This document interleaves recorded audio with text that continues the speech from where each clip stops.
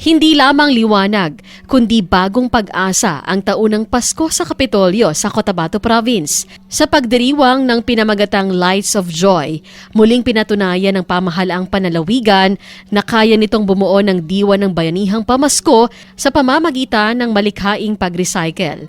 Sa gitna ng malamig na hangin sa Capitol Grounds, bumungad ang mga dekorasyong mula sa recycled at upcycled materials na ginawang tampok sa Christmas Around the Globe Inter-Office Contest. Hindi lamang ito simpleng palamuti, simbolo ito ng pagbangon, pagkamalikhain at paninindigan ng lalawigan sa mga responsableng pagdiriwang ng Pasko. Sinabi ni Cotabato Governor Emilio Talino Mendoza at Vice Governor Rochelle Marie Talino Taray ang pasasalamat sa mga biyayang dumating sa lalawigan at patuloy na pagbangon sa gitna ng mga hamon sa 2025.